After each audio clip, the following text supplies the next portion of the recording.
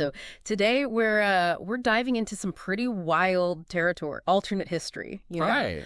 Specifically, we're going to ask what if the Allied powers Okay. didn't just win World War I, but just completely crushed the Central Powers, like Mm-hmm. utterly. And we've got some sources here that explore what that would have meant for the entire world, Right. politics, culture, daily life, Yeah. even hints of like a dystopian future. So buckle up because it gets pretty intense. Wow. Think like Germany not just defeated but broken apart. Mm. Paris like buzzing with American jazz and rebellions brewing in places you'd never expect. So what's so fascinating about this scenario is like the domino effect. Right? You have this massive shift in power, Right. and everything changes. Imagine the Treaty of Versailles, but instead of harsh, this is brutal. Okay. Germany isn't just punished, it's completely fragmented. The Austro-Hungarian Empire Oh, wow. just dissolves. Poof, gone. And the Ottoman Empire. Forget about it. Britain and France just carve it up Wow. like a pie. Okay, so hold on. So we're not just talking about redrawing some borders here. No, no, no.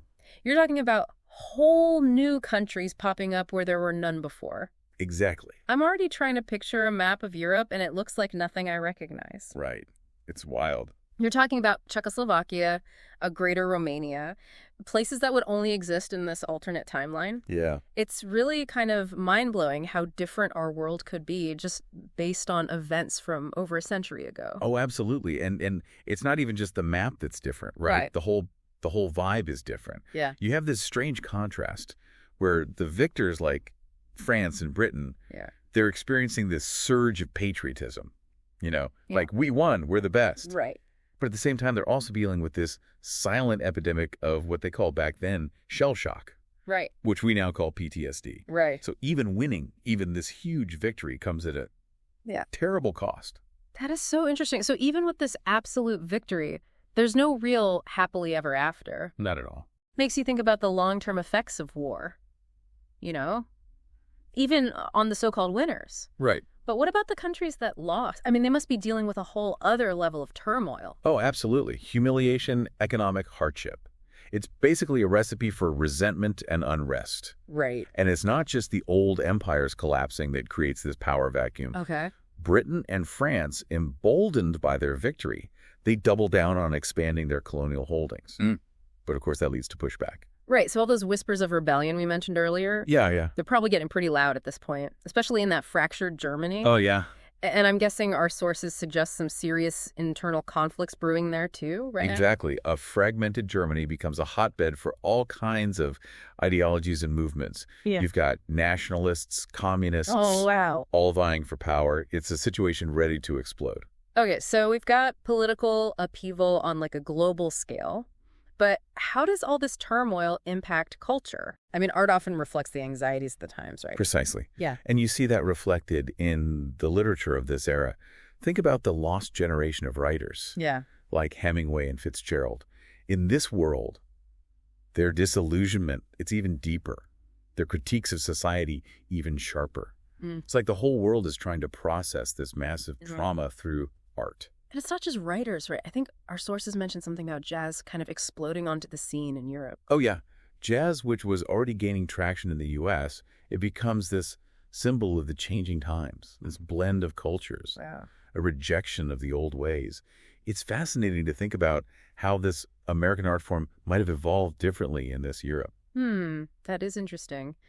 Did it create entirely new subgenres? Were European musicians blending jazz with their own traditions? Maybe. Were there political movements embracing it or rejecting it? Now Yeah. I'm really curious to see where this musical thread goes. It's a good question. It's definitely worth exploring. But, while this cultural exchange is happening, there's also a darker side Okay. to this supposed utopia. The winners might have had good intentions, but the systems they create, well, let's just say they're not exactly paradise. Okay, so it's not all jazz and bohemian cafes in this alternate 1919. Not quite. Our winners are creating some issues of their own. That's definitely not what I expected from an Allied landslide. Right. It's one of those be careful what you wish for scenarios. Think about that fragmented Germany. And instead of a unified republic, Yeah. you have these separate states, some of which fall under the control of regimes that are more interested in control than freedom. We're talking propaganda surveillance. It's giving me some serious dystopian vibes. Whoa, okay, that's a curveball I was not expecting. And I'm guessing this isn't just limited to Germany, is it?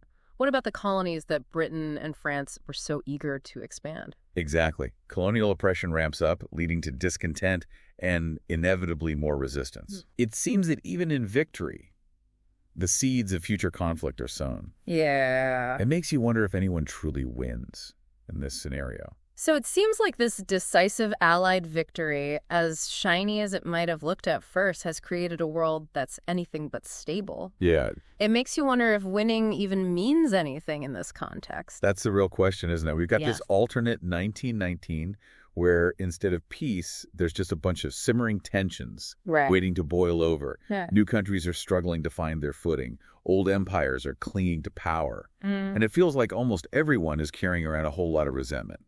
It's definitely a case of be careful what you wish for, especially when you look at what's happening in the Middle East. Right. The Ottoman Empire might be gone, but in its place, you've got these new colonial mandates carved up by Britain and France. They might call it administration, but it sounds an awful lot like just another form of control. It is, and that's a key point here.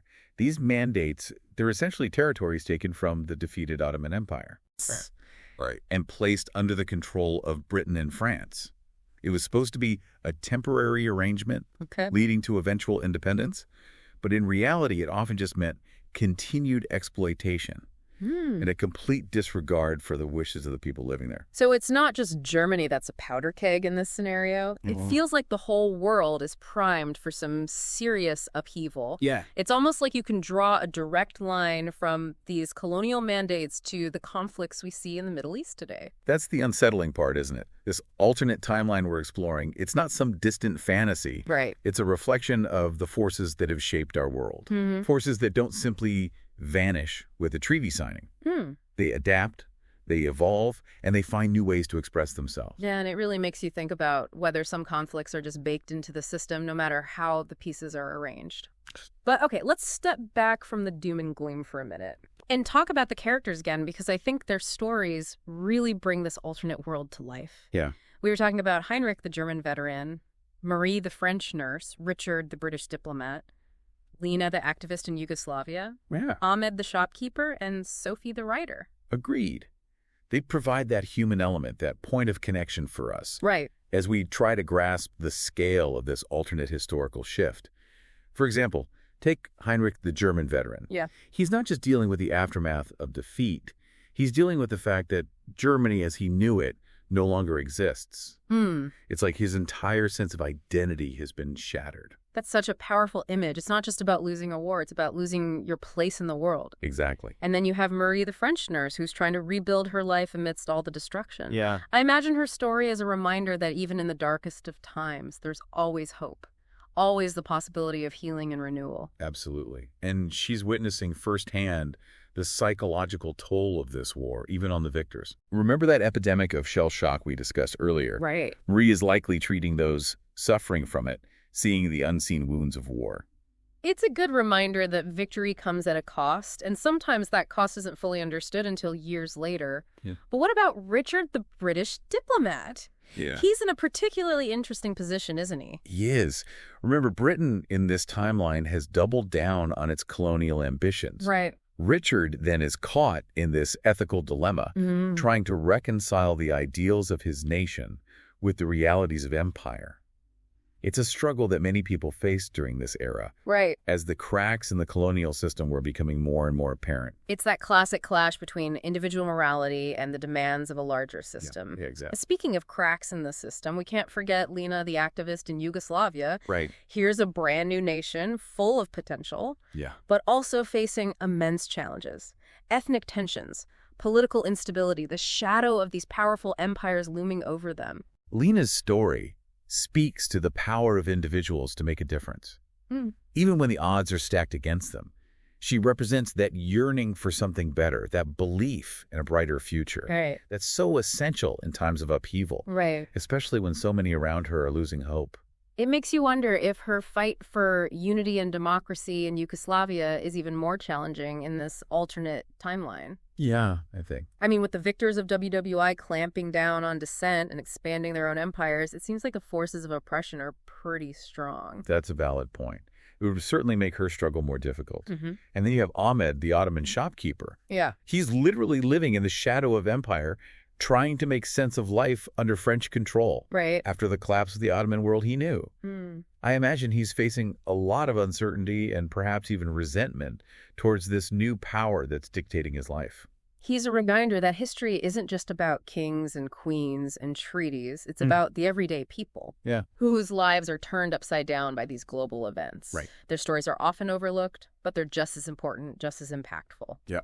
And then there's Sophie, the writer in Paris. Right, Sophie. In a world where artistic expression is grappling with the trauma of war and the anxieties of a rapidly changing society, she's trying to capture the complexities of this era through her words. It would be fascinating to see how her writing in this alternate timeline differs from the Lost Generation writers we know. Does she embrace the jazz scene? Right. Does she critique the inequalities of this new world order? What stories is she drawn to tell? It's through these characters, I think, that we can really grasp the multifaceted impact of this alternate WWR outcome. It's not just about who won on paper. Right. It's about how individuals and entire societies adapt, resist, and ultimately are changed by these monumental historical shifts. But, okay, we've talked about the political landscape, the cultural scene, the human stories. Yeah. I'm still really curious about that dystopian element you mentioned earlier. Yes. Let's dive into that. Because even though the good guys won this war, the peace they created is anything but perfect. In fact, it's pretty unsettling in some ways. Right. It's not exactly the happy ending we might have imagined. So where do we see these dystopian elements creeping in? Well, remember how Germany was carved up into those separate states? It seemed like a good idea at the time, you know. Yeah. A way to prevent future aggression. But in this alternate timeline, those fragmented states, they become breeding grounds for all sorts of anxieties and resentments. So instead of preventing future conflict, it actually made things worse. I guess that makes sense. It's like trying to put out a fire with gasoline. Exactly. Some of these new German states, lacking a strong central government and facing economic hardship, they become vulnerable to extremist ideologies. And remember, this is a world where surveillance technologies are advancing rapidly. Oh, yeah. What happens when those technologies fall into the wrong hands? Okay, now things are starting to get really unsettling. We're talking about regimes using propaganda and surveillance to control their populations. Yeah. It's giving me some serious Big Brother vibes, like something out of a dystopian novel. It's a chilling thought, isn't it? And this dystopian element, it's not just confined to Germany. Think about the colonies. Britain and France, despite fighting for freedom and democracy in Europe, they doubled down on oppression in their colonial holdings. Dissent is crushed. Yeah. Resources are exploited. Right. And the seeds of future rebellion are sown. It's like this alternate victory has created a world where freedom is a luxury that only some can afford. And even those who have it, they're living under this constant shadow of fear and uncertainty. It's definitely not the happy ending I was picturing at the beginning of this deep dive. It makes you wonder, doesn't it, about the true cost of victory, the compromises that are made, the unforeseen consequences that ripple outward, shaping generations to come. This decisive Allied victory might have prevented World War II as we know it, but did it ultimately create a better world? Or just a different set of problems, perhaps even worse ones? Yeah, it's kind of blowing my mind to think that this alternate timeline, which started with such a seemingly positive event, a definitive end to WWI, has led us to such a dark and uncertain place. I mean, in our timeline, at least, those simmering tensions eventually led to movements for independence decolonization, a relatively more peaceful resolution. It's a question worth pondering. And that's what I find so fascinating about alternate history. It forces us to confront the complexities of our own past, question our assumptions, and consider the possibility that things could have been very different. And perhaps in doing so, we gain a deeper understanding of our present. So as we wrap up this deep dive into a world shaped by a more absolute Allied victory in World War I think the biggest takeaway is that victory is rarely simple. It comes with baggage, with scars, with unforeseen consequences that can echo down through generations. Well said. It's a reminder that history is not a linear progression towards some predetermined outcome. It's a messy, unpredictable tapestry, woven from countless threads of choice, chance, and consequence. And while it's tempting to imagine a world where the good guys always win decisively. Right. The reality is often far more nuanced and challenging. Absolutely. And on that note, I want to leave our listeners with one final thought to ponder. Knowing what we've discussed today, with all the complexities and potential pitfalls of this alternate outcome, do you think it could have ultimately been better than what actually transpired in our own timeline? It's a tough question, but one worth contemplating. And as always, keep exploring, keep questioning, and keep diving deep. Until next time.